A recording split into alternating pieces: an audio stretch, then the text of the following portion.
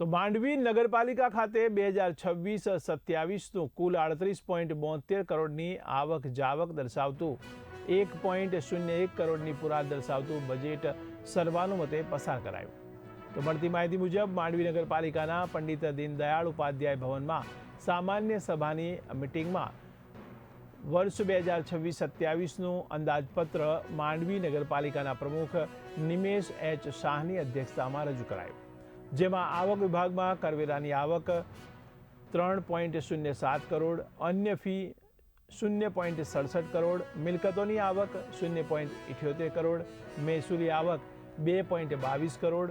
યોજનાકીય ગ્રાન્ટની આવક 13.88 કરોડ જેવા વિવિધ આવકના હેડ મળી કુલ 23.54 કરોડની આવક રજૂ કરવામાં આવી તથા જાવ વિભાગમાં સામાન્ય વહીવટી ખર્ચ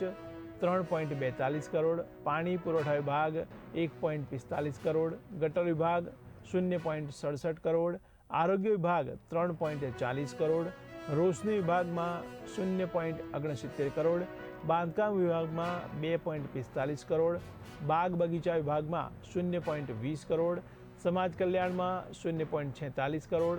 યોજનાકીય તથા અન્ય ગ્રાન્ટમાં 20.95 કરોડ તથા દેવા વિભાગમાં 1.82 કરોડ જેવા વિવિધ ખર્ચના હેડ મળી કુલ 38.70 કરોડની જાવક રજૂ કરવામાં આવી છે.